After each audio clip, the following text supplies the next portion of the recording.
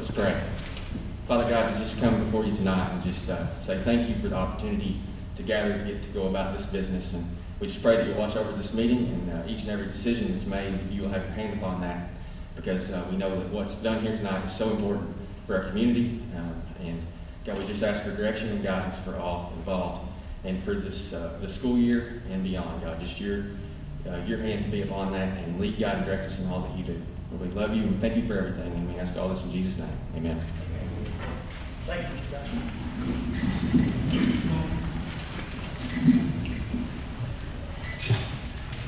We'll call meeting to order. Roll call. Roll call. This action is taken by calling each board member's name with the board member answering present. Mr. Murray. Present. Ms. Wilson. Present. Ms. Higgenbotham. Present. Mr. Kazuk. Present. And Ms. Wicker. Present. All board members present. Public comment. Anyone have anything they want to say? We'll give you an opportunity to end the meeting also. Okay. Adoption of the agenda.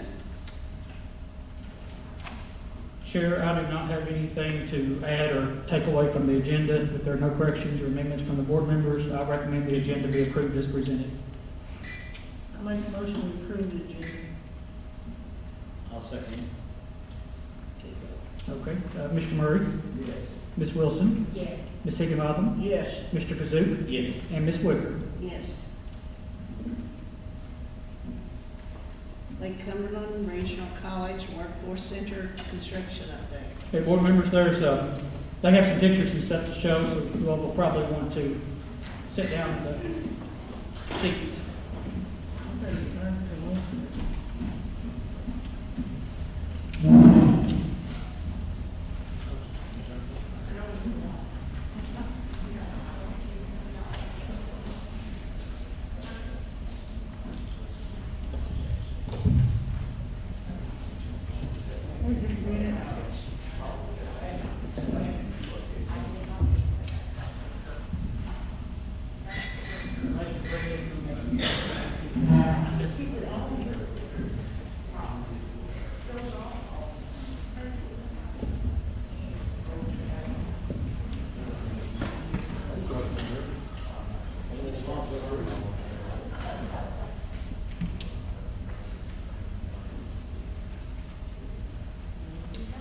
Just wanted to show everyone a few photos of progress from our last update.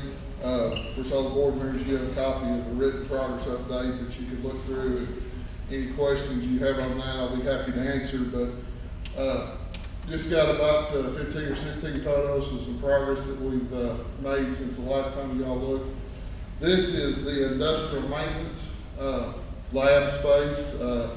As you can see there, we're getting temporary enclosures in the windows, ready for overhead doors in that space that will hopefully be here in a few weeks. Get those installed and get the building closed in. This is the IT classroom. As you can see there, you see a lot of open space of piping, the false wall that's built there, a lot of space that students will be able to utilize in that IT space when they're actually run wire, run circuits, so that they can build in that classroom. A lot of that will stay open where they can utilize those areas during classroom time in that space. And what we'll be doing in that space is there's a cable tray that comes through there. So imagine, if you would, you've got the normal building that's for construction. This is going to mock that up, so you've got a lot of unfinished walls that will be down below. But you also have a server room, so they can have the server racks on the equipment. They can actually hardwire, run the cable, do everything right with the computer hookup, and then do any servicing they need to for the PC. This area right here, you can see there's cable tray running through all of this area up through here. You can see that in the photo. All that will stay exposed to where they can utilize that during classroom time.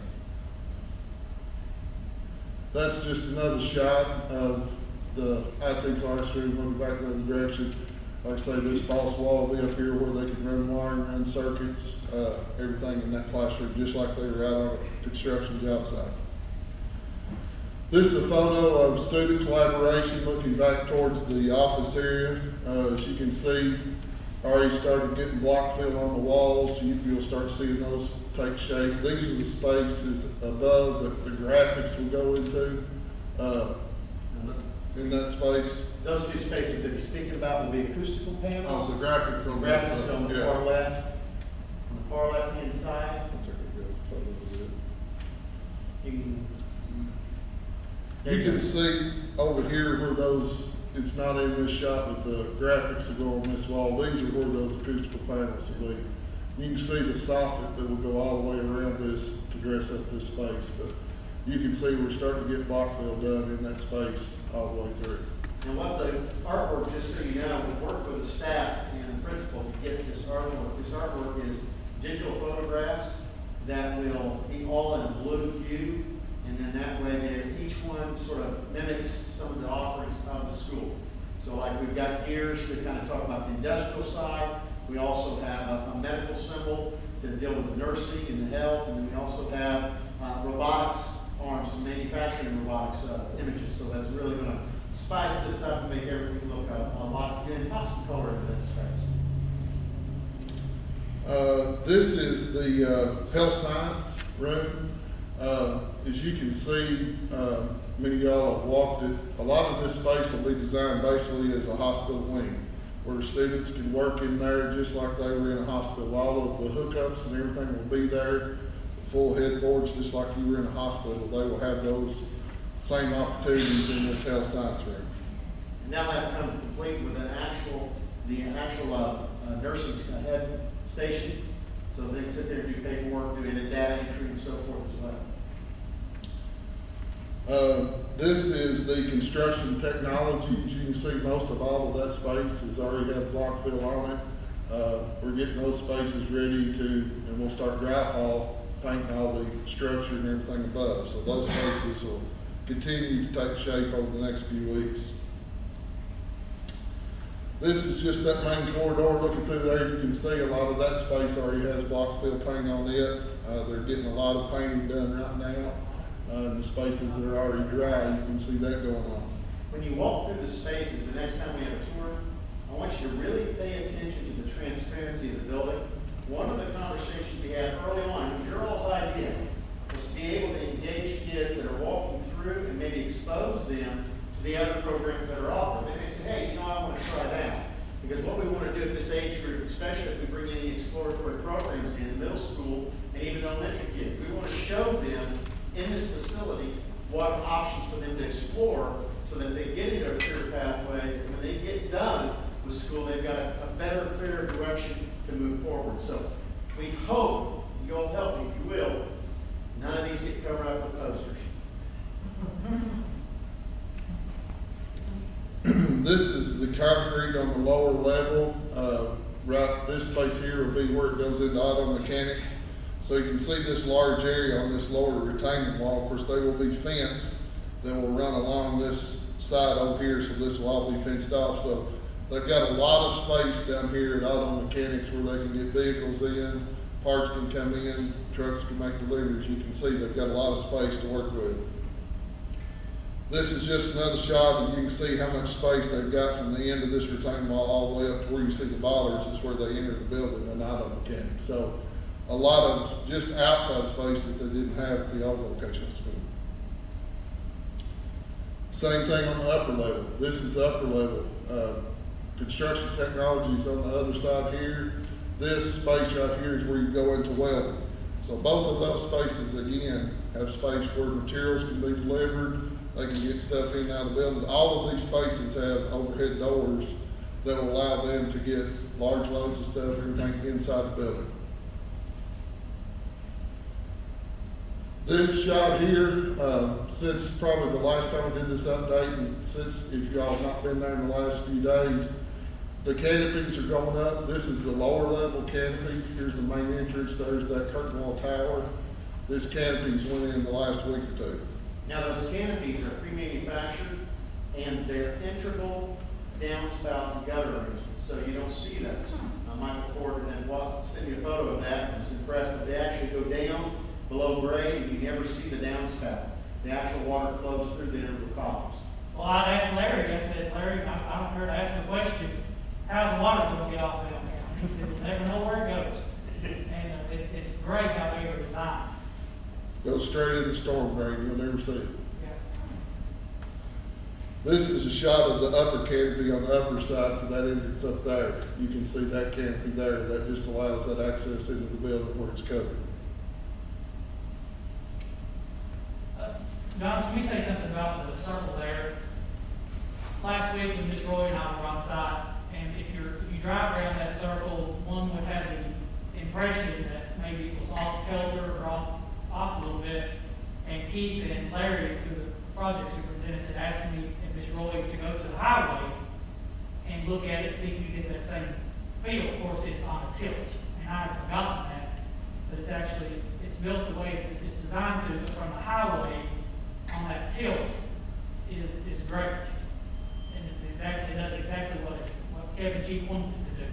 Well, originally, what we talked about doing is we would love, again, what you all are doing here, what you all talked about doing was the integration of different trades and being collaborative between the welding and the engineering and the robotics and the carpentry, trying to bring these people together, but also maybe the possibility of integrating some of the high school programs such as art and sculpture. So you got a place here where you could actually set things out if you wanted to display.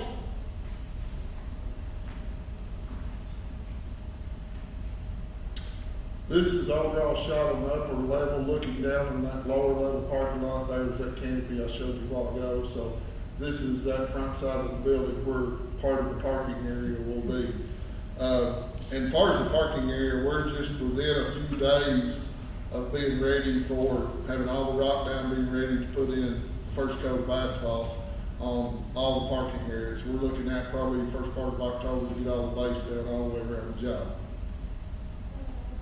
And probably just going to do the base coat right now. Yes. That way, as work continues, if there's a scuff or a hole or something, then the surface coat can fix all of that. That will get us up out of the dust and any dirt through the winter. And then when we get to the spring, when we're finishing, we'll put that final coat on and stripe it so you have nice, new, pretty blacktop.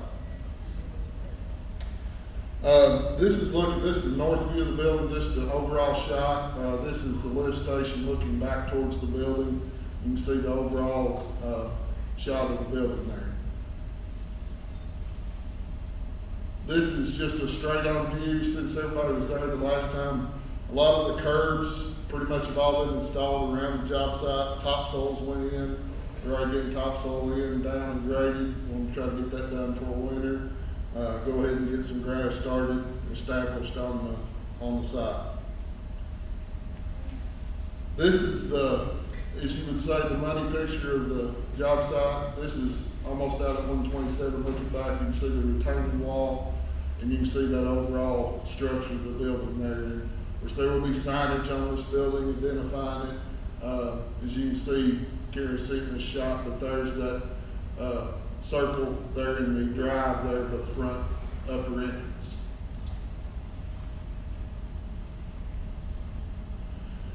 That's all the updated photos we have. Of course, the board, I provide you all with a written update. Y'all can look through that and any questions you have. We've progressed nicely with the work over the last month or so. Of course, we have had some weather, but we're within probably 2 weeks of having the building completely dried in. That lower level, they're just about complete of drying it in, so we will have the entire building dried in and be ready to start drywall probably in October. One other thing we wanted to bring you up to date with, sometimes throughout construction projects, we do have issues with subcontractors.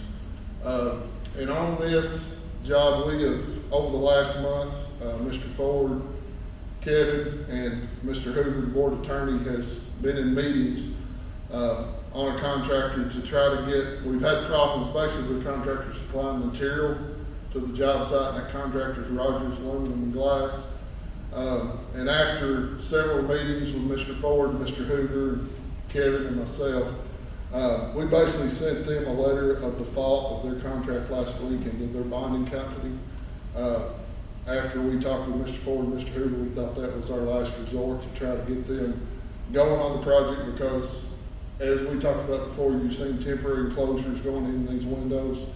It's because they can't get the material here to get them into the window opening. So That process is underway. Like I said, we have contacted the bonding company, which school board, when you bid a job, you have bonds on these contractors, so if there is an issue, you can call the bonding company and then they come in and take over the job. And that's what we've done, for Rogers. So any questions anybody has on that, just ask and I'll let you know. Two There's things, a lot of Mr. details. Smith, that I want to point out is that Rogers is no longer an authorized supply Correct. distributor. And that plays into the part of getting the product that we need. And two, Mr. Smith noted about the bonding company, they're obligated to incur, to keep it at the contract price, number one. And also, for instance, the temporary closures, we may have to pay them initially, but then we're paid back for that work. And so that's why school projects are bonded for these specific reasons. So they have to take it, two things to keep in mind, they have to take it at the contract price, whoever assumes this role, and cover some additional costs that we've had to incur. There will be no additional cost to the board for this. That's why they pay that premium for a bond up front when it's bid. Jonathan, you have to open bids up again, or what are you gonna do? No, because it's bonded, the bonding company's responsible for getting another contractor in here to finish it, on behalf of the bonding company, and they pay them.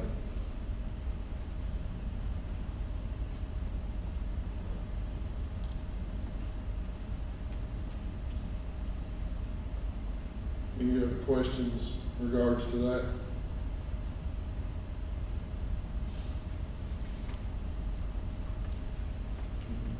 Job is really looking good. Again, I want to stress, as you go forward, you're going to see a lot of changes here quick, just like the bond filler goes on, makes a lot of big changes.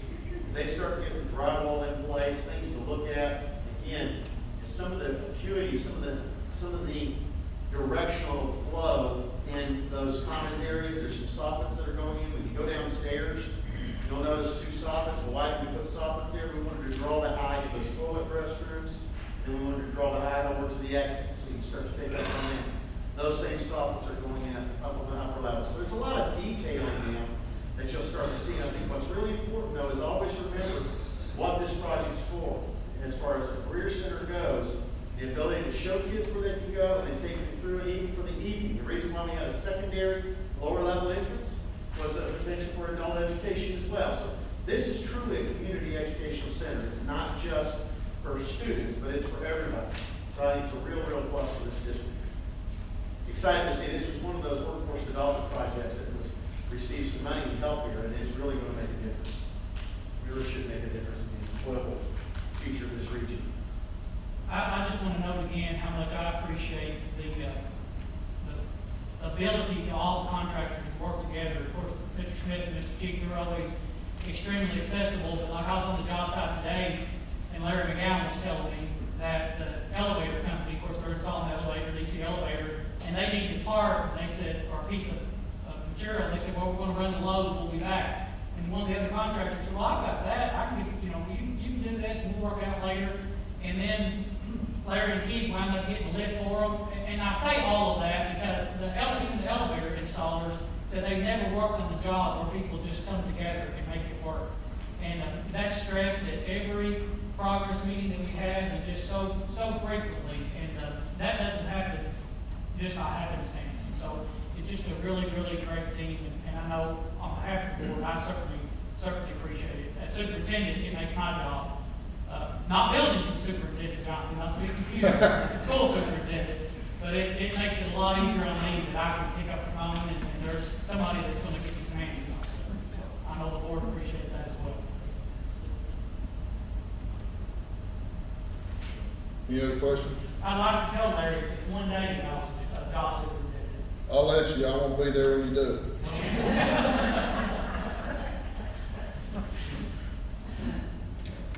Okay, that's all I've got. Thank you all. Thank you. Larry has a t-shirt on, maybe the first time I ever seen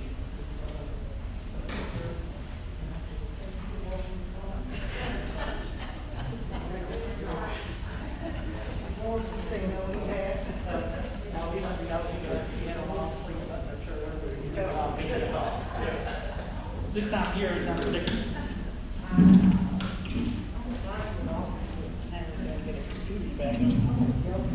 asleep.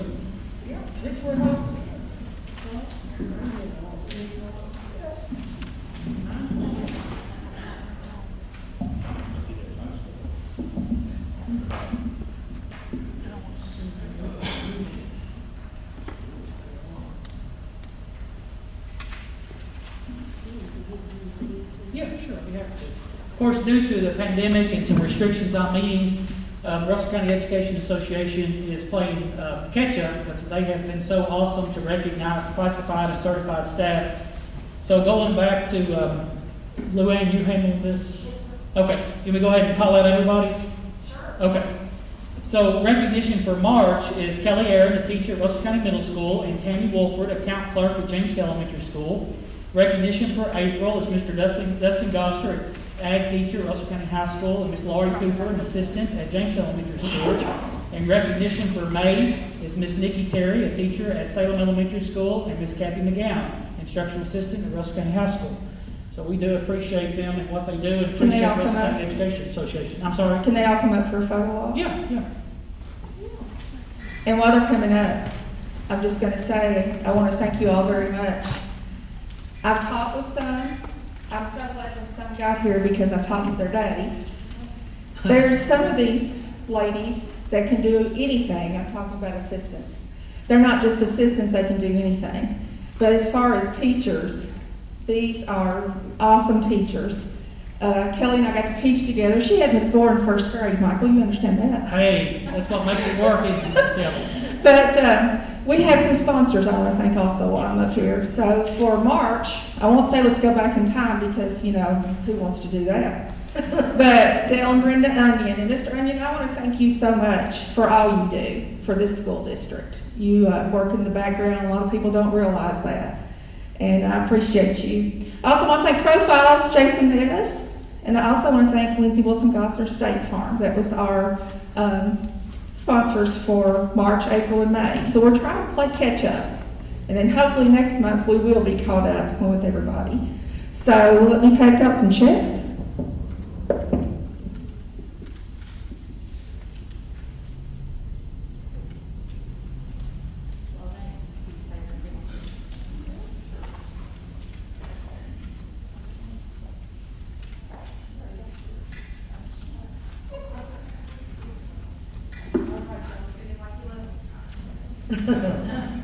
Even if you don't.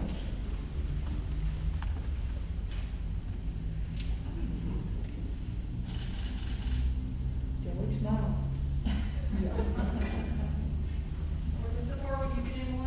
I was gonna tell Wayne to out my way. But I don't know.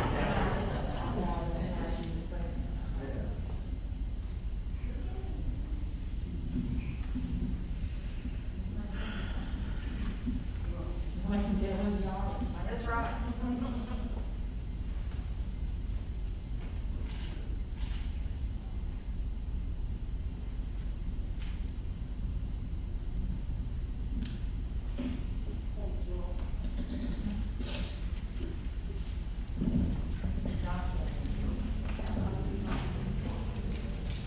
Yes.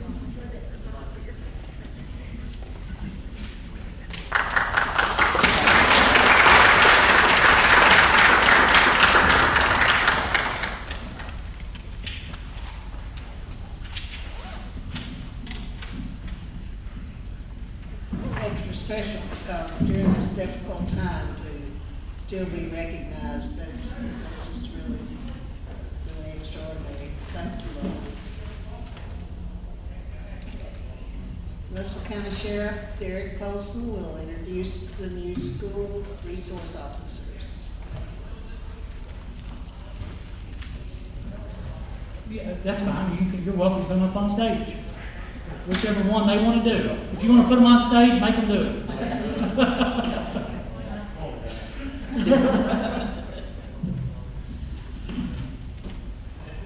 Nathan was kind of telling me at the football game Sheriff Friday that he really wanted to walk across that stage anyway. Did I interpret that wrong?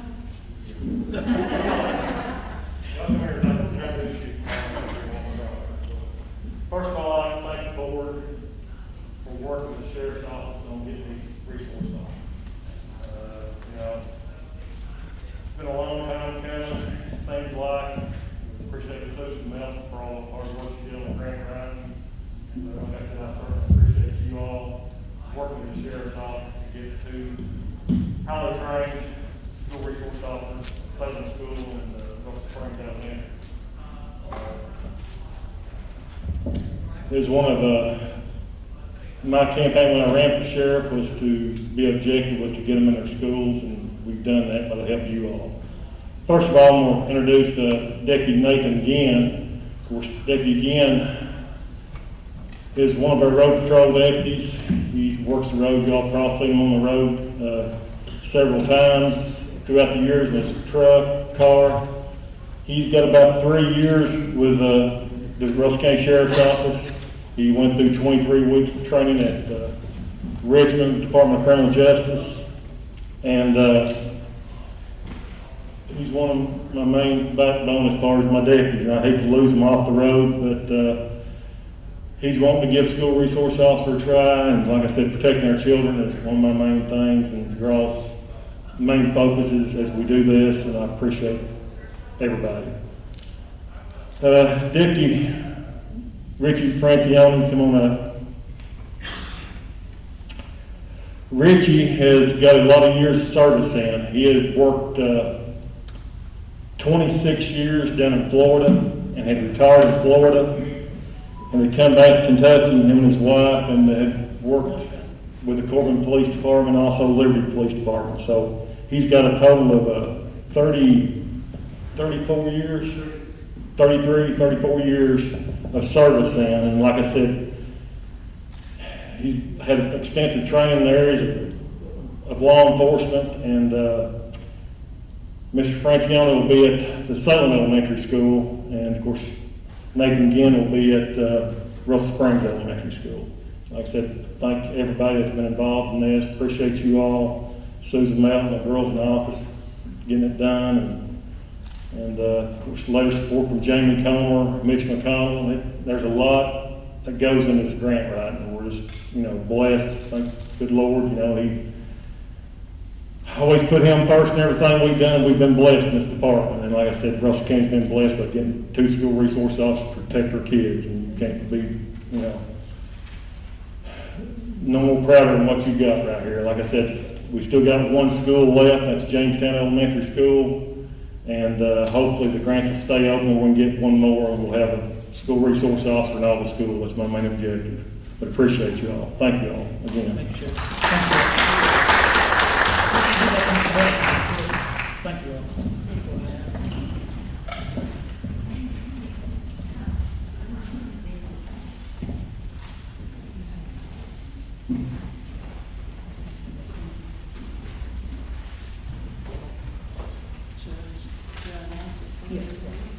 Okay, recognition, SCAT scholarship recipients, Luke Hopwell and Hallie Burton.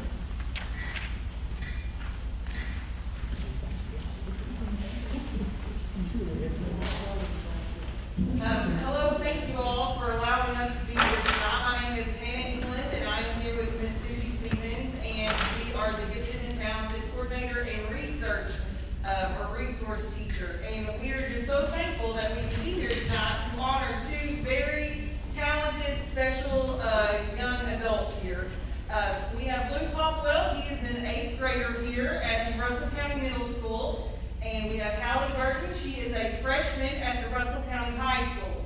And these 2 students were selected as the 2020 Wicker Quinn Family Foundation Scholarship winners to attend SCATS, which is known, it's called the Summer Camp for Academically Talented Middle School Students, and it is hosted at Western. Of course, unfortunately, this year, it was all virtual, but I think still that took a lot of dedication on behalf of these students, because they gave up 2 weeks of their summer to virtually log in on their computers and to attend these classes. So Ms. Wicker and I were just talking, it really took more dedication to do that virtually versus if you would get to go to campus and, Yes, take all that in. Yes, they did not get to experience all the social fun aspects of the camp, but had to really to do all of the harder work. Yeah. And for those that may not be familiar with, the Wicker Quinn Family Foundation is a private foundation that was established by Mr.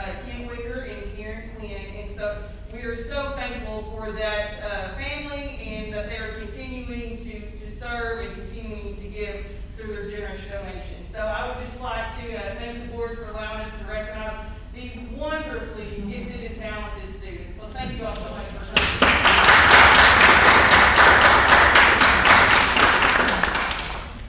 And it's so important at that middle school and early high school, because you're padding scholarship applications, you're padding Governor Scholar applications, and all those things like that. Take advantage of opportunities. So congratulations. Oh, there's certificates. Don't leave. Come on down. The price is right. Thank you, Carol. Another prize. And while they're coming down, Miss Rachel Webb was not able to be here tonight. She's a 10th grader at the Russell County High School. Who's also in our gifted program, and we would just like to give a shout out to her family. Don't let Brenda trip.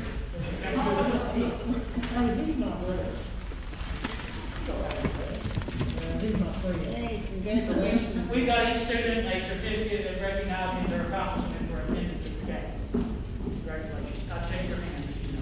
All right.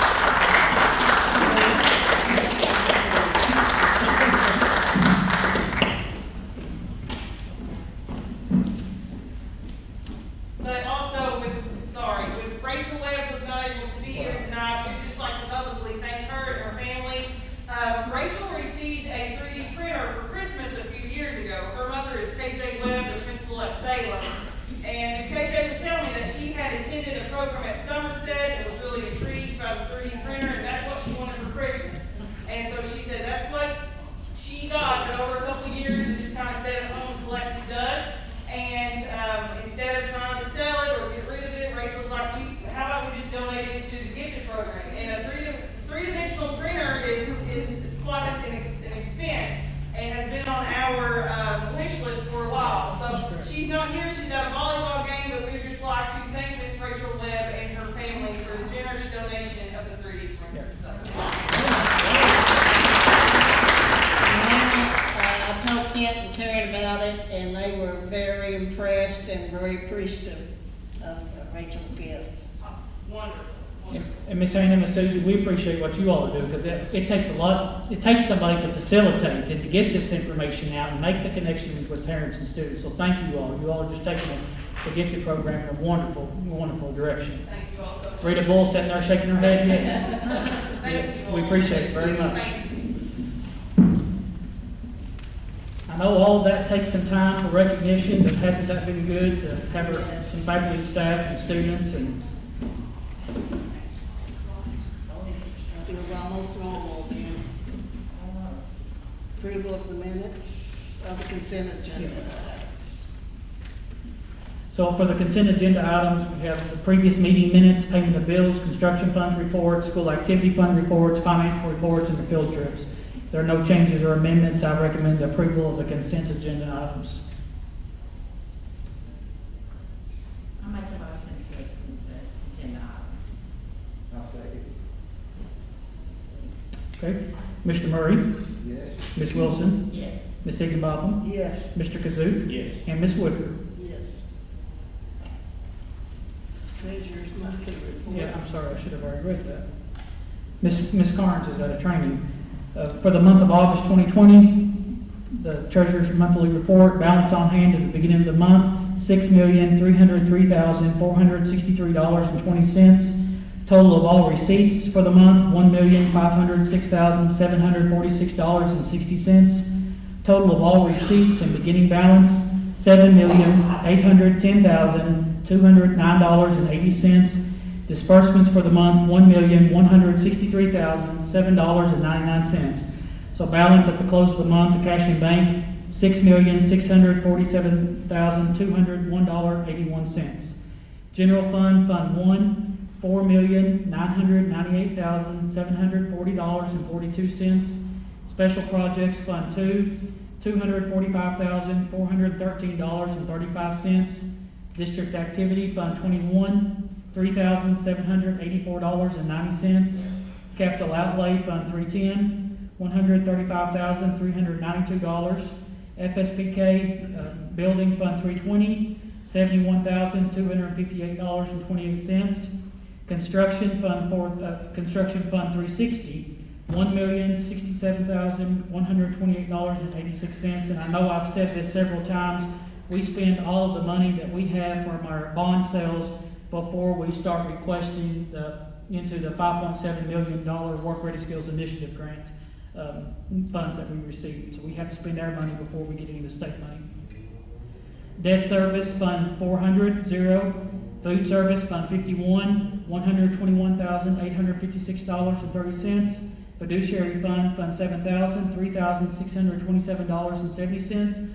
Total cash in bank of all the funds, $6,647,201.81.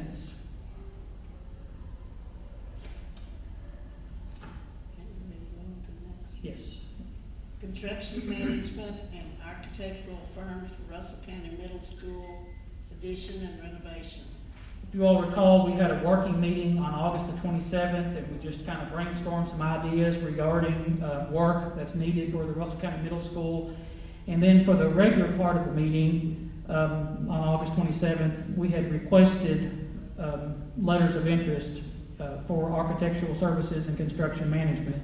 So per Russell County Board of Education authorization and advertisement for letters of interest regarding construction management and architectural firms for the Russell County Middle School addition and renovation were in the August 27, 2020 edition of the Times Journal, and we have attached that for your reference, just so you all can verify that was in there.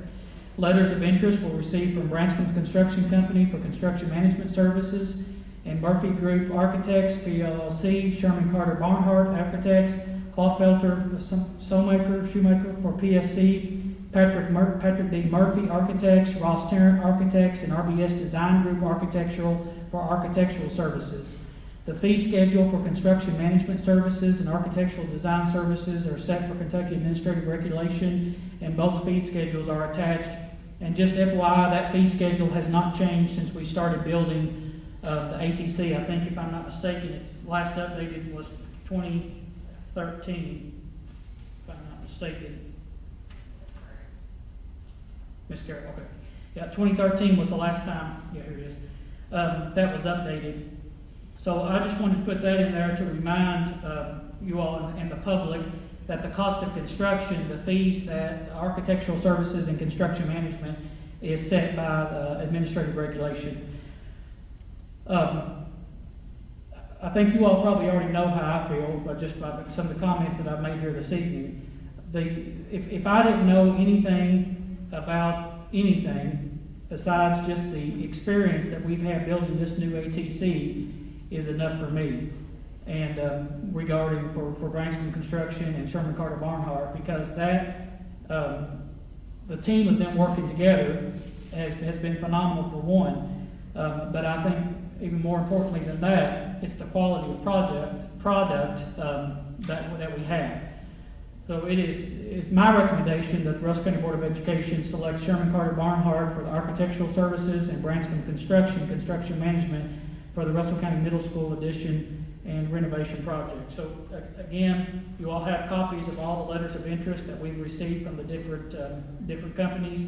That one or two of them actually called me and asked a few questions and what we were looking for, what the project was going to entail, and things like that. But everything that I have, you all have, including again the fee schedule and the notice of advertisement that was received. But I would not personally want to bust up a team that we have currently working so well. And in my opinion, I can look right out here at the end of the high school and see the quality of work that we have going on. Okay, we need a motion. Yep.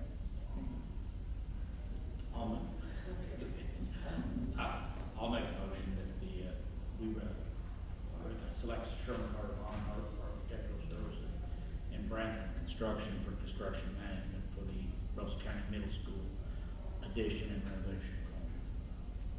I'll second. Mr. Murray, Yes. Ms. Wilson, Yes.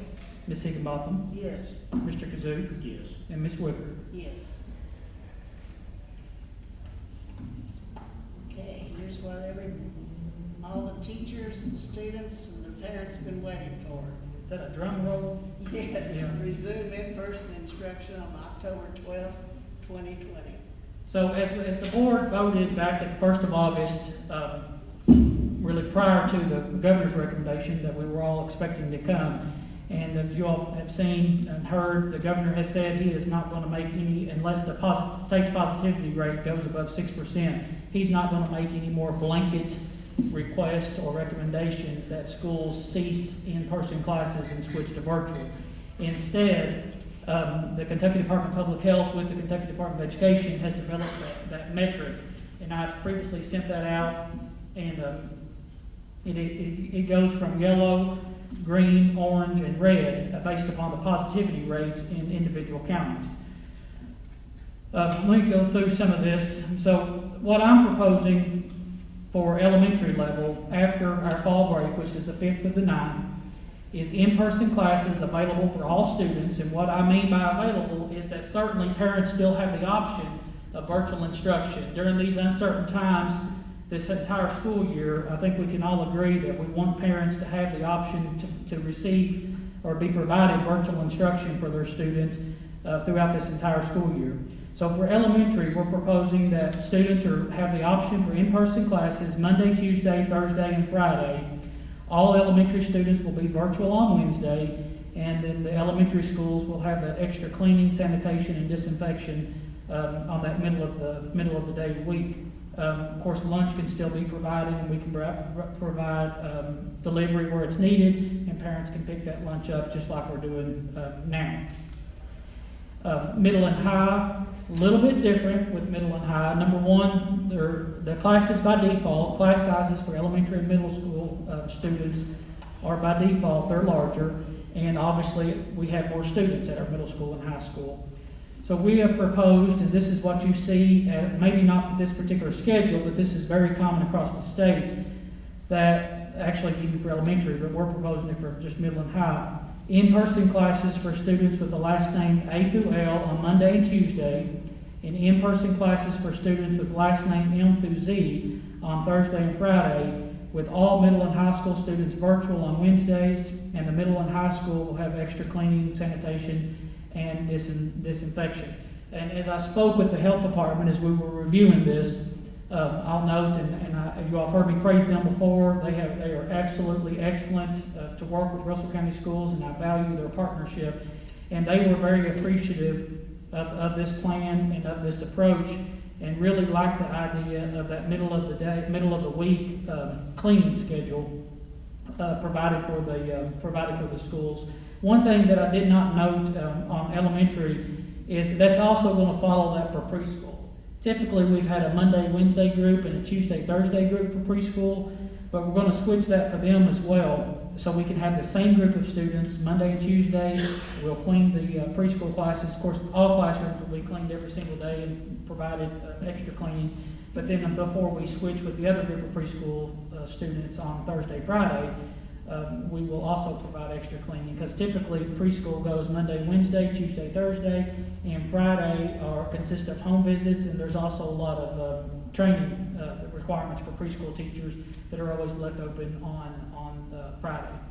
In addition to this plan, we're also going to have our transition grades, and when we talk about transition grades, we're talking about kindergarten, because they're new to kindergarten, to elementary school, 6th grade because they're new to middle school, and 9th grade. They will attend school on Wednesday. Well, middle school and high school students last name A through L will attend on Wednesday, and students with the last name of M through Z will attend on October the 1st.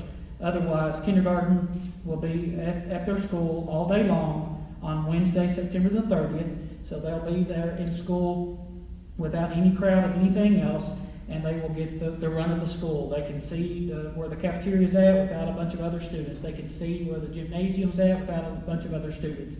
Same thing with 6th grade and 9th grade. Again, A through L will be September 30th, and M through Z will be on October the 1st. And they'll get to have that transition period without the other grades being at school. So if you think about that metric that the Kentucky Department of Public Health developed, and board members, you all have this copy that Ms. Baird has been working on for us.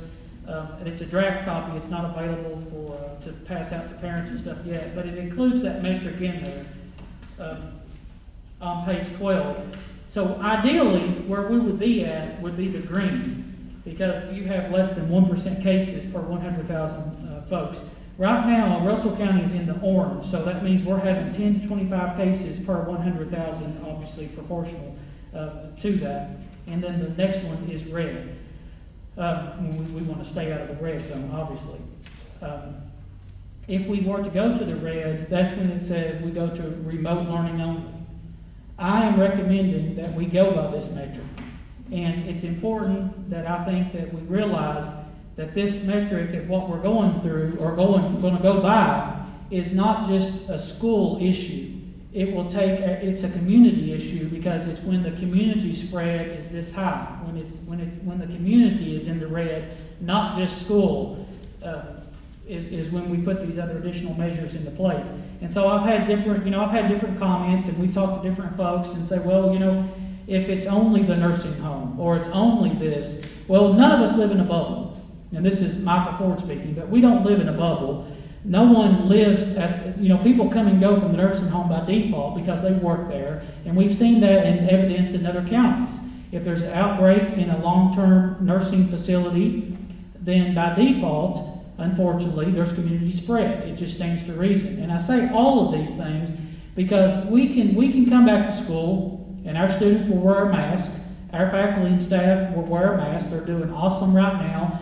They have the option to teach from home right now, but if you drive by our schools, most people would think school was in session because our parking lots are full, because teachers are coming to school, most all of our teachers, every single day, so they can be in their classroom and they can make use of that. But they're doing that, and as they come into the building, they check their temperatures, they use the hand sanitizer, they go to their classroom, they shut their door, then they can take their mask on. And I say all these things because that's going to be very, very important for our entire community to embrace this, because it's going to take our entire community for us to get back to school and stay in school. We want where Ms. Wicker noted earlier that it's almost normal, being able to recognize. We want normal. There's nothing more than, trust me, as superintendent of Russell County Schools, that we have kids in school 5 days a week. It was unfortunate that we started virtual. But it was based on, as you all know, in my opinion too, the health department and the physicians' recommendations. So again, it's my recommendation that we start back to school in person with the options that I provided there, with elementary, middle, and high. But also with that we follow this metric schedule or guidelines that's noted there. So what does that mean, Michael? That means if go to the red, that we go back to virtual, because the community spread is too great, in my opinion. I'm not a physician, but I know physicians worked on this. And I'm also very cognizant that there's a lot of difference and debate among physicians. I get that. And at the end of the day, it's safe to say that it's okay to say nobody knows, because in reality, nobody knows. This is all still new. But we have to make some decisions, and we have to make the decisions that we feel like is the best for our community. And let me tell you, the work, and I appreciate Luann noting the assistance, but the work that the teachers and assistants and our entire faculty and staff have put into this virtual learning, and the amount of time and effort and just being innovative in the resources that they have been provided is phenomenal. So have I taken complaints? I have. But I am happy to talk to a parent, because I feel really, really good when I can say the amount of work and effort that teachers have put into our virtual learning. But we all agree that we want our students back in person. But the second best is what our teachers have been doing and growing. And no, our Chromebooks are not here, although we've got some news and they're getting closer. Mr. Bell and his team has worked on a lot of technology issues. But I guess part of it upsets me. I'm disappointed when I see some of the complaints, and I take complaints. I don't care to take complaints. That's part of my job. But I don't think it's fair to our teachers, our principals, our administration, when folks are so targeted and start calling names. That bothers me. Because walk in the teacher's shoes, walk in the instructional assistant's shoes, walk in the principal's shoes, or the cooks that they're cooking every day, or the custodians that are cleaning, and tell me that they're not doing the best job that they absolutely can for our students in a very tough time. And I tell you, from my perspective, they are. And I just want to say that publicly because they have done an excellent job, our faculty and staff have, every one of them, from every level. Because regardless if we have a teaching degree, to some degree, on some level, we are all educators. So, having said that, and happy to talk about it and answer any questions from the board or whomever, but I do recommend that the Russell County Schools provide the option of in-person classes under the guidelines of the COVID-19 Mode of Instruction Metrics for K-12 issued by the Kentucky Department of Education and the Kentucky Department of Public Health. With the schedules noted above. Again, elementary will go Monday, Tuesday, Thursday, and Friday. Middle and high, A through L, will be Monday and Tuesday. And M through Z will be Thursday and Friday. And we vetted that, and we talked to principals and stuff about that, and there's some debate among that. But again, we have the same group of students in together Monday and Tuesday, so contact tracing will be a lot easier, and that will be very important. Then we can clean, and then we have another group of students. Also, you know, if a science teacher's doing an experiment, they have the students back to back for those days, and there's, you know, again, we can debate it either way, but on the cleaning side and on the contact tracing side, we feel really good about having groups of students back to back versus a rotation. And again, the health department was very, very pleased with that idea as well. So. Will it be the 12th of October before you know who's going virtual and who's coming? Our teachers have spent a lot of time asking students and their families. I filled out a little survey for Kobe Lee as to whether or not the parent is requesting to stay virtual or to go back in person. We've got responses probably about 90% of students have given a response back. We're probably looking between 75 and 80% are saying they want to return in person, and about the remainder saying, I've not totally decided, but we're leaning towards staying virtual. And we've had some that said we're still going to wait and just see what the numbers are closer to time before they ultimately decide definitively if they're going to send them back or not. So the experience of some other districts that have started, and for a variety, you have to appreciate the situation in everybody's community, but they've started and they have since had to go back to virtual because of outbreaks and things like that. I hope that our numbers are down well enough to start with, that we can start in person, and that we never have to go back to full virtual. It's just the opposite, that we can give parents additional options as we move forward. Also with this plan, it helps with daycare, childcare, because elementary now will only be virtual on one day if the parents so desire. But that's not to say, I want to be very transparent, that's not to say that we don't have an outbreak and we're right back with 100% virtual. I want to be very clear on that possibility exists. We're in the midst of a pandemic and we don't know what that might mean. We don't know what it's going to look like mixed with the flu. I'm just very hopeful and prayerful that we do not have to switch back to remote learning. But one of my grandchildren, I think we need to make it clear that even though they come to school in person on 2 days, he was thinking they were just going 2 days a week now. Oh, thank you, Ms. Joy. Do I need to call your grandson? No. So thank you. I'll make that clear. So the other days are virtual instruction. Absolutely. I've got a man over here. But yes, absolutely. It is virtual instruction the rest of the day. So you might be in person 2 days of the week, but the other 3 days are virtual instruction. Yes. And everybody will have virtual instruction on Wednesday, and that's where we will hit the classrooms and everything really, really that much more.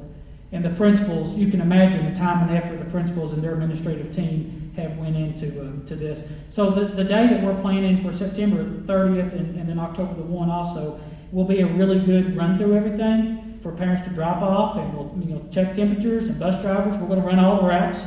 And so obviously we will not be picking up a lot of students, but the bus drivers can run their routes, and parents can kind of know what bus is going to come by their house, and then all the temperature checks and all the sanitation that goes throughout, and how the lunchroom's going to work, and all that will be a really good trial run. As one of the principals noted today, then they can regroup and make some refinement. And I hope that gets our kindergartners and our sixth graders and ninth graders really excited going into fall break, knowing when they come back, if they so choose, they'll be back in person at least two days of the week and up to 4 if they're on elementary. So that's a really good question or comment there, Ms. Joy, about nobody's off 3 days a week. Yep. I don't have a doubt teachers Yeah. can do it. It's just that I wish everybody, you know, if they have to do both, it's gonna be a job. It is, yeah. It's going to be difficult, but it's not anything that's not happening not only in Kentucky, across the nation. I know, Yeah. I know. Yeah, actually across the world. I was watching a thing on Indonesia last night. I'm sorry. Ms. Jones? Oh, yeah, sure. Who else? So, man, If, right now, if I look at the measurements just before I came here, we're, I think, at 10.2, which is just barely in the orange versus the yellow.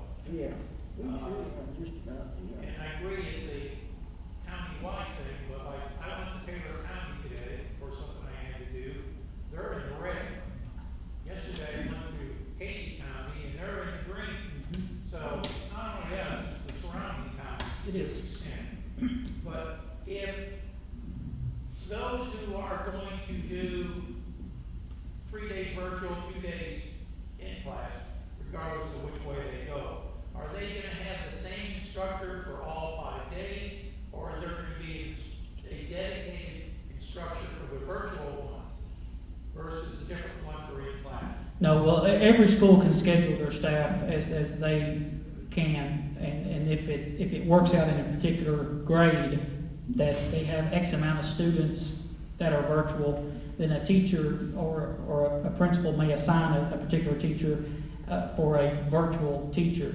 But in most of our grades, that will not be the case, and so they will rotate, and even more so than that, because of the content. You get up into middle grades and high school, your certifications become more specialized, and so you would have to have a litany of teachers that have those specialties to be able to do that. And class size caps still remain, so you couldn't put a teacher, for instance, that may have a 5.8 certification for ELA, English Language Arts, but you couldn't say, okay, here's X amount of students that you're going to take over, you know, you're going to teach all these students, and it'd be too large of a number. So there's all those things to consider. So because you are so specialized, especially in the upper grades, in your content area, it looks like, especially, there's a few instances, very few, Mr. Onion, that I'm aware of, that it's going to work out at the elementary level to where a teacher will be assigned to be virtual only, and they will have a virtual classroom, and they'll stay that way. Most of it, the teacher will be teaching students that are virtual and in person, and sharing those resources. Are they getting the same lessons the same day? What I'm saying is, because we still have 5 days of going. That's right, yeah. And if this was a normal time period, you know, we'd Yeah. be learning whatever we would learn in a week. But we're doing it this way, or at least the option of doing it this way. Are they can still get 5 days of lessons? I can't speak to the specifics for every individual teacher, but on Wednesday is one reason that we wanted the capability that we also talked about, especially for middle high students, so that the students that are virtual all the time also have the opportunity to join the class for the students that are in class, in person, so that they can do that. But I also know our teachers well enough that I know they will be making videos for students that are on virtual instruction and et cetera on that Wednesday. And I also have had conversations with some teachers that they're also going to be, I may be in front of class and I may be teaching, but at that same time, I may be live with students that are virtual, but I can also have the capability to record that lesson. So even though you're in class with me, Mr. Daffern may be at home, and then for, you know, fourth period, he may see the same lessons that I taught earlier because it's the same class, but I've recorded that. So, you know, to the extent that they can, but I'll just be upfront. I know it couldn't be 100% exactly the same. And you know, it's not gonna work that way all the time. But I know they're working hard to think about that, and that Wednesday is going to be, you know, very important to them, because when we hopefully next school year, when we're all back normal, we want to the absolutely extent possible, trust me, the teachers don't want to have a hodgepodge of ability levels in their classroom because virtual instruction didn't match up to in-person instruction. That's very important to me. It's important to the board, and I know it's important to our teachers as well. It's challenging. It is. There's no other way to say it. So as we monitor the category we're in, if we go to yellow, say, or red, Yep. when you would try to go to the full whatever, starting the following Monday, say, Yep. so it starts the same on a week, or you haven't decided? Well, as it's a fluid situation, obviously, but if we were to drop down to the green, and it looks like our incidence rate is staying there, we would certainly, absolutely, I'd be back with the board saying, I feel really comfortable that we have such a low number that maybe we can increase this. Now, keep in mind, though, that Department of Public Health and KDE guidance is with us for the year. So they still are discouraging humongous groups of students together. And so there's some issues certainly to consider with that. But as the incident rate goes down, we have to be cautious that anything that we do doesn't contribute to that to, possibly go up, of course, but everything would be certainly looked at, and that's where we would want to get it and keep it there and work with that department with our local health department on what they're recommending. My last comment is, I know the teachers are working hard. I mean, I've got a daughter at home, and I'm very impressed. They're not perfect, but Right. Thank you. I'm not either. I'd also like to say that the cooks are doing a great job. Yeah, they are. Thank you for acknowledging that. If this is the kind of meals you have during the regular school year, I may try to enroll in high school. Yeah. Well, it is the meal, and there's a reason that, I can be at one of the elementary schools and the teachers are there in line with the students to buy a meal. And we do that sometimes at the office too, but it is, and I appreciate you acknowledging that, and I'll make sure I tell Mr. Emerson as well, our food service director, because they have got it down. I had one of the teachers text me the other day and said they brought their two teenagers through at Jamestown, and she said, here you have teenagers saying this is a well-oiled machine because of the structure and organization, you get there and make it work. So I appreciate you acknowledging that. We're blessed in Russell County. We've got a lot of hardworking people that have the right mindset, and we're doing it for the right reason. Yeah. Mr. Ford, I think she has a question. I was wondering if you all had considered the option of, instead of moving students throughout the building, switching teachers. We're already doing that. Yeah, for our elementary and middle to the extent that's possible. High school is not really that option as much because of certification. And I might be a freshman, you might be a sophomore, but then we wind up in an ag class together. It's just by default. But our elementary and middle to the extent possible, they're all moving. Our teachers are coming to the classrooms. Yeah. So even though I might be the reading teacher, I come to the classroom, and then next you come into the math teacher. Yeah. That's already in our established protocol. Yeah. Good question. I think this is really made parents appreciate teachers. Yes. Yeah. Yeah. I mean, I have to have a nerve feel bad. Just wanted to also recognize that Kentucky Department of Education, their technology, they were recognized in a magazine, high-speed connectivity to 171 Kentucky districts. Kentucky's number one in that. I figured Russell County's one, Mr. Bell has actually been working with AT&T and Duo regarding our connectivity with that. So this, as we finalize this on the reopening plan, it's not anything that's foreign or hard to understand. It's just a real easy thing.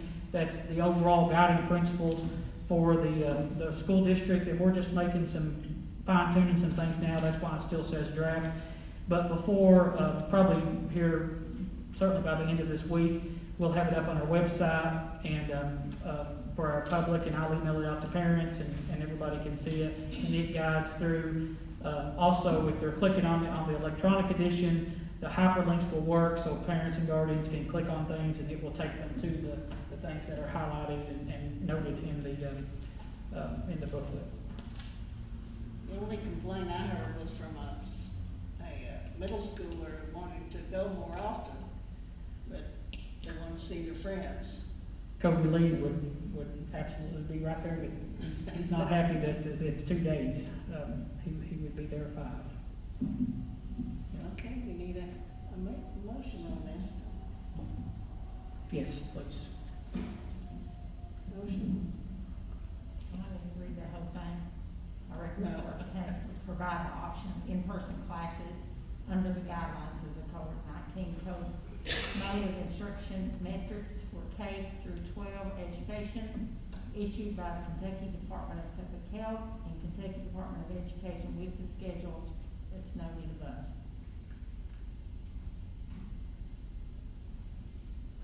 Okay, second. I'll second it. Mr. Murray? When I come in here tonight for a vote, I was definitely a no. I've heard a lot of it talk, and it sounds like everybody's went overboard trying to make everything safe for everybody, which I know everybody's interested in their children. And I know our children want to see each other, but that ain't always the best. I've been following Facebook quite a bit. I see it both ways. A lot of people want school to start. A lot of people don't want to start. I hope whatever we do turns out to be the right thing. I know a couple of schools have started and a week later, rolled out the course and then shut that down. I don't want to see it happen to us. And I got 6 grandkids and I watch them. You can't keep 6, 7, 8th grade year-old kids from rubbing around on each other, and even though you got dividers between your tables, you still get here and rub each other's hands and all that. Anyway, I mean, I've been tempted to change my vote to a yes, but when I think about these kids that's too little to know the risk that they're taking, I've got to stick with my no vote. Thank you. Ms. Wilson? Yes. Ms. Higgenbotham? Yes, I've had a ton of calls, and that people wants to go back to school. They can't take it no longer. So I'm gonna say yes. Mr. Kazuk? I'm also going to say yes. I've had people be positive, they're wanting to start back to school, so I'm saying yes. And Ms. Wicker? I vote yes. That's our best option that I Doesn't see. need to go.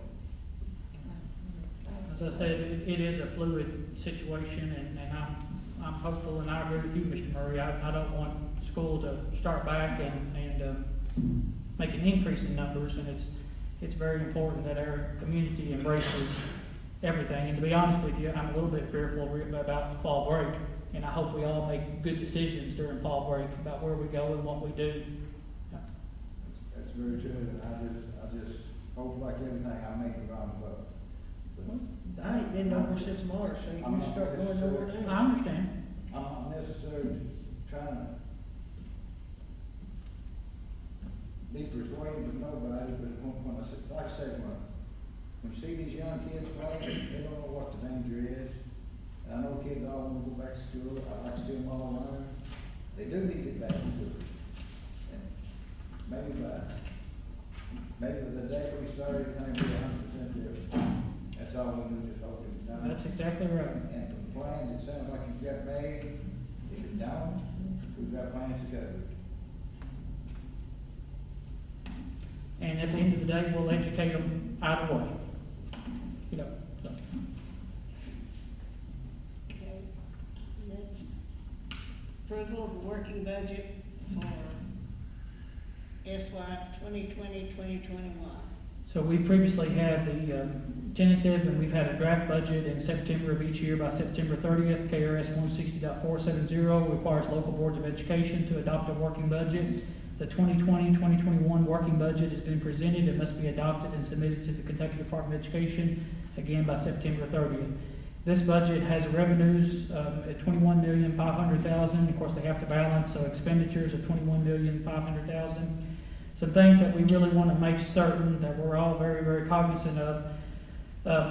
Our ending fund balance for fiscal year 20 was roughly raised by 1.1 million, a little bit more than we expected, which is a good thing.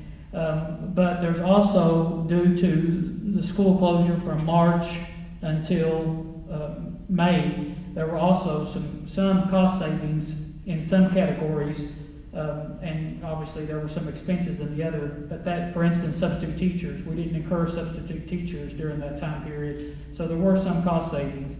On the revenue, and you all have these notes, but it's a conservative estimate of SEEK.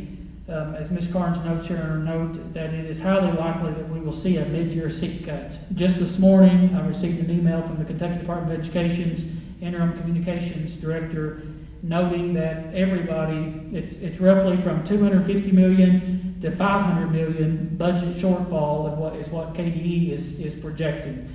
And so they've told all of state government, to be preparing for cuts. In the past, they have done a really good job of protecting the SEEK amount from that. Right now, we don't know what that means for the school districts definitively on what cuts we may or may not have. But it's certainly better that we're positioned to where we could withstand a cut, and as Ms. Carnes notes, not to be devastated by that. Also, something that we do, indirect cost rates or federal programs to where they use our facilities, for instance, food service, that's run by federal dollars, and but we expend general fund dollars in that operation because we have the building, maintenance staff works, we pay the electric bill, et cetera, et cetera, et cetera. So there's an indirect cost rate that you can take out of federal programs that kind of offsets all of that. It is likely, because of decrease in our participation, that we will not have the same dollars coming into food service this year as we've had in previous years. It's just by default. We don't have the same number of students that are participating. So we may, in turn, not be able to take advantage of the full indirect cost rate for food service. And so that would help. It hurt a little bit, but really all the other revenue categories were left alone. So expenditures, and this is something that's really exciting, and I know you all have been to the KSBA, to the Kentucky School Boards Association meetings and conferences, because you all are always so good to attend. And talking virtual, we'll be attending virtual training tomorrow evening. But with the Volkswagen settlement, you all have seen that and seen that booth and talked about that. Now they are... Every district, as of now, is eligible to purchase up to 5 new buses as replacement for 2001 buses. So it cannot be buses newer than that because we're looking at emissions control. So for any bus 2001 or earlier in daily use, we can receive up to 50% reimbursement for the cost. So what are they doing as part of this? So they want older buses that have worse emissions off the road, and they will pay us 50% for up to 5 buses for each bus that we can take off the road. Now that may fluctuate, and Ms. Carnes has noted here in the notes.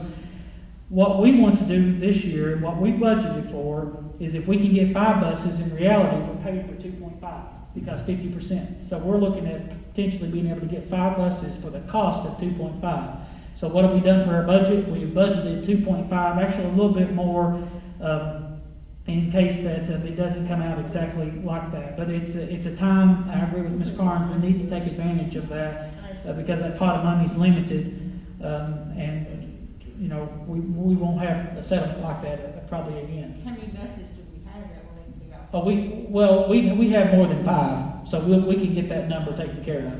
Yeah, we've still got some of the 90s that we still have. A few years ago we sidelined all of those 93. No, but we have more than 5 buses that are 2001 or older.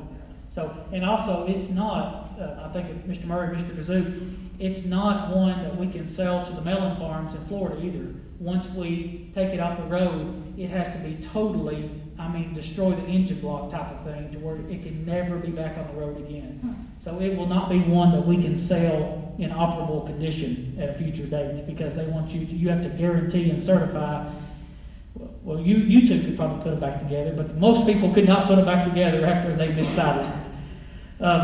And then also, and we've got this later on is, to address, is the Section 6 money. As you all know, that this budget is built around initially just $100 per student to the principals for their SEEK allocation, but because we did end the year a little better than what we expected, we're ask you all to put that back up to $140 per student. And we have also increased the contingency amount by $200,000 for fiscal year 22 to be totally reflected in the budget in case we do see seat cuts. It is absolutely one of those times, and I've told you all before, I'm not concerned as much about the school year 2020-2021 as I am the 21-22 school year. Because the state, we only have a one-year budget. The legislature will convene in January to develop, and it's typically, they do a 2-year budget, but they only did one because of the uncertainty surrounding the pandemic. And so we will have another budget developed starting in January for the state. And, they can't give it to us if they do not have it. And we'd be silly to sit here and think that the revenues can stay the same in light of the pandemic and the government shutdown and what it's done to the economy. So we need to position ourselves now so that we're best suited for the 21-22 school year. And most all my superintendent friends are saying the same thing. So having said all that, though, this is, those some talking points pertinent. A lot of the other stuff remains the same, but it's a good, solid budget that we can work with. I wish it was a budget that we could say that we're looking at giving raises to. I've praised our faculty and staff, and if there's ever a time that they deserve a raise, it's certainly now. Unfortunately, it's too uncertain times to provide that. But I do recommend approval of the school year 2020-21, fiscal year 21 working budget with required state contingencies, again with revenues and expenditures of $21,500,000. We're gonna take these one at a time. I'm sorry? We're gonna take both these together or one at a time for approval, the revised Section 6 fund. Well, no, we could have, now that I think about that, it could have been, we'll take a second. Take a second. Yeah. All right, we need I make a motion we approve the working budget for the school year 20 and 21. Oh, that's a mouthful. I'll second. Okay, Mr. Murray, Yes. Ms. Wilson, Yes. Ms. Higgenbotham, Yes. Mr. Kazuk, Yes. and Ms. Wicker. yes. It's crazy, here it is in September, but by January, we'll be talking about the 21-22 budget. That's how quick things happen. That's fast. Revised Section 6 fund allocation, care money. So this just solidifies what I was talking about in providing the principals and the site-based council with a revised allocation. It's certainly within your all's right to do that. Initially, again, they were allocated $100 per student, and this gets them back up to the amount noted. And I'm sure they're glad of that. Well, this is $120 per student instead of the $100 per student. I think I misspoke when I was talking about the budget. I said 140, but I meant 120. Yeah, sorry about that. I thought it was 120. I'm sorry? I thought it was 120. It is 120, yes, I just misspoke. So it kind of meets them in the middle and provides this additional increase that you'll see on the chart that Ms. Carnes provided for the principals. So it's additional dollars of $55,720, the 120 gives versus the 100 that was initially provided for them. Obviously by pupil. So I recommend that the Section 6 CARA money be allocated at $120 based upon each school's average daily attendance. I'll make a motion to that effect. I'll second it. Mr. Murray, Yes. Ms. Wilson, Yes. Ms. Higginbotham, Yes. Mr. Kazuk, Yes. and Ms. Wicker. Yes. It's $21.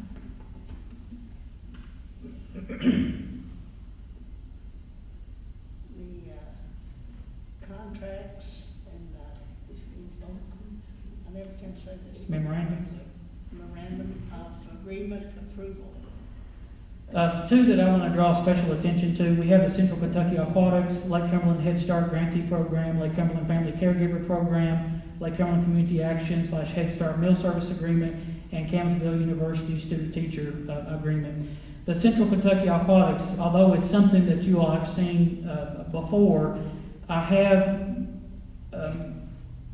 worked with Mr. Dye at the Health Department to make certain that he was in agreement and approved their protocol for resuming practice, because it's not, be very clear, it's not the school team. This is the entity that pays us, and they use our pool under this, their team, the Central Kentucky Aquatics. But Mr. Dye, to the Central Kentucky Aquatics credit, had no additional recommendations to make based upon the protocol that they had outlined. And so we have limited a lot of other stuff. You know, we're not going to be renting out gymnasiums for birthday parties and stuff like that, because it brings in additional people, then it causes additional cleaning, and et cetera, et cetera. But this is a team that complements, although it's not the swim team, the Lakers swim team, it does complement our swim team well. And if you all are in agreement to approve that. And the other one that I wanted to note, that's something new for you all, the rest of it you all are very familiar with, is the one regarding meal service agreement for Lake Cumberland Head Start. We have not provided meals for Lake Cumberland Head Start for many, many years. I know not since I've been superintendent, but their current vendor has given them notice of termination effective October 1. So Mr. Keith Emerson has met and talked with the Head Start several different times and their point of contact, and they have reached an agreement. We're not out to make a bunch of money off of it or anything like that, and it also comes under catering, because they will claim the students that qualify for free and reduced lunch. So the agreement that is drawn up there, the next to right in front of the Campbellsville University, allows us to provide meals for Head Start, and they've got a great team to work with. And I told Mr. Emerson that I have no doubt that Miss Alicia Poston and her team, if we were to have a hiccup throughout the time, that they would certainly work to resolve that. So I'm proud that we are able to work with the health department and provide that meal service to them with the Head Start, pending your all's approval. So I recommend approval of the contracts or memorandums of agreements that's been approved by the board attorney. Is Head Start going to school? I'm sorry? Is Head Start going to school? Yes. On a reduced schedule. Well, It's my understanding, yeah.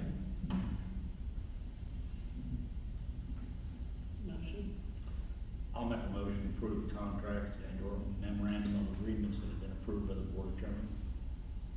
I'll second. Okay, Mr. Murray? Ms. Wilson? Yes. Ms. Higgenbotham? Yes. Mr. Kazuk? Yes. And Ms. Wicker? Yes. Non-resident contracts. I thought we didn't do that. Ms. Brenda, second. Non-resident contracts, contracts are required by KRS 157.350, which reads in part, each district which meets, the following requirements shall be eligible to share the distribution of funds from the fund to support educational excellence in Kentucky. Again, that's what we refer to as SEEK. Includes no non-resident pupils in its average daily attendance except by written agreement with the district of the pupil's legal residence. So to enter into an agreement with Pulaski County for the 21-22, 22-23, and 23-24, because we already have this year in effect, and also for Wayne County for the 21-22, 22-23, and 23-24, any and all students for both Pulaski County and Wayne County residing in Russell County. So this is the flip of what we've done in the past, because they do one for us for the students that are living there, and they can come here. And that's very important because of the lake and the Jabez area for Pulaski County and Wayne County. And we have a lot of students that live out in that area, and we transport back and forth and literally sort them out. So we always do a back and forth with Wayne County and Pulaski County. So I recommend approval of the non-resident contract with Pulaski County School District and Wayne County School District for the 21-22, 22-23, 23-24, and authorize the state funds to follow the students where they are attending school.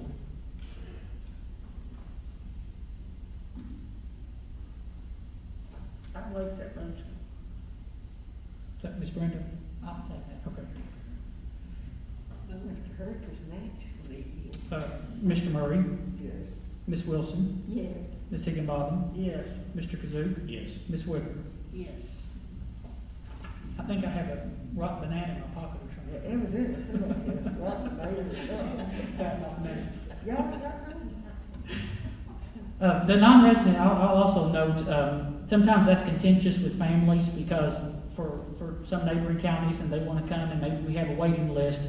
But I always tell them that's really heavily regulated by both statute and regulation, that we cannot take a student that does not live in Russell County unless they're one of the, on the approved number with that particular district. And it's not necessarily applicable to Pulaski and Wayne County, but it is with some other counties.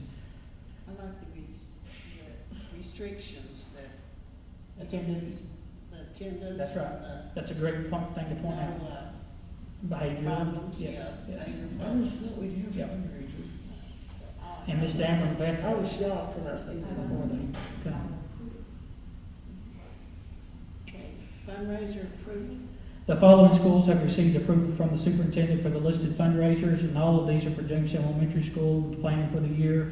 September 28th, they're going to have the Auntie Anne's pretzel truck. October the 12th to the 22nd, we'll be selling the Little Caesars pizza kits. October the 1st until they sold out, the JES bumper stickers. And school year 2020-2021, the Kona Ice Truck. And you can see Ms. Blankenship's done a good job of highlighting in the PTO of what this is going to be spent on for the students on each fundraiser request. So I recommend approval of the school-wide fundraisers. I'd like to refer to the school-wide fundraisers. I'll second it. Excuse me. Okay, Mr. Murray, Yes. Ms. Wilson, Yes. Ms. Higginbotham, Yes. Mr. Kazuk, Yes. and Ms. Wicker. Yes.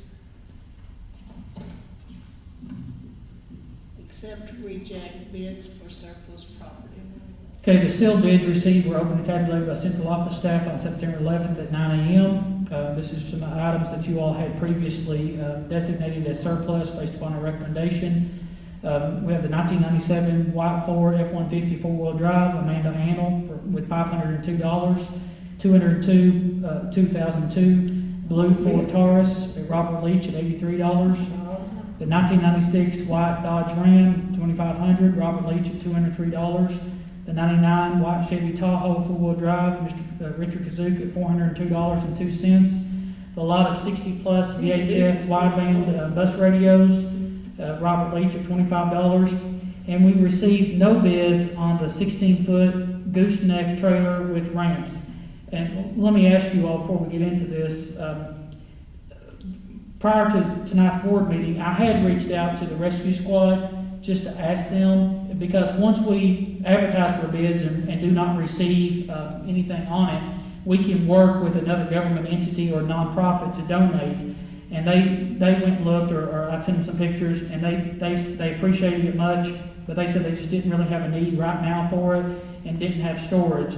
So one of two things, I can reach out to other, our cities, our county, our fire departments, or we can put it back out again. I have had somebody ask me that they missed the bid last time, but they've asked me, they're interested in it again. So it's really, we can put it out for bid again and request bids. Probably wouldn't do it next month because we might find some other stuff. Or I can ask some nonprofits, other county, local, city, if they're interested in it. And you all just give me some direction what you'd like to do, and I'll present something at the next board meeting. Somebody wants it.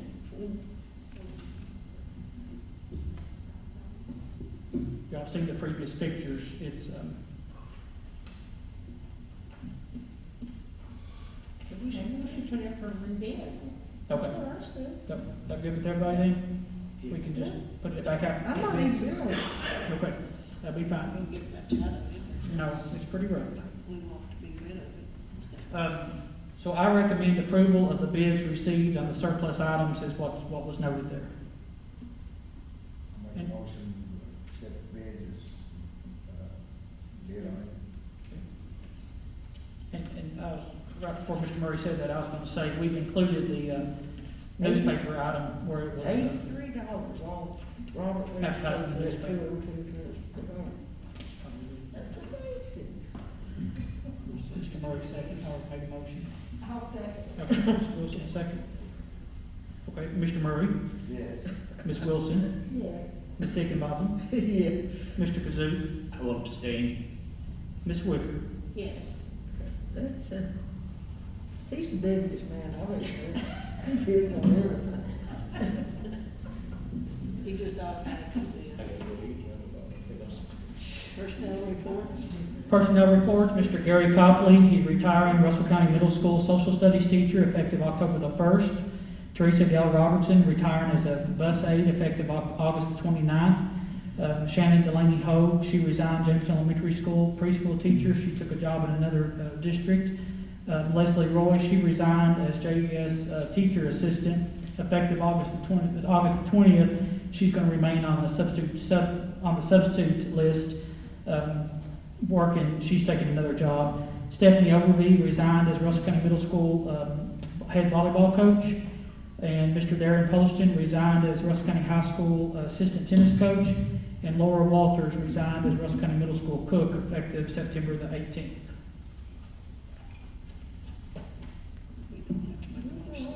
No, that's not an action item. Okay. I knew that. Well, Brenda, she was up. I make a motion to adjourn. Ms. Brenda made it? Who seconded? I did. Okay. Mercy, the dance is eating me up. Have a I'm kidding, I haven't done it.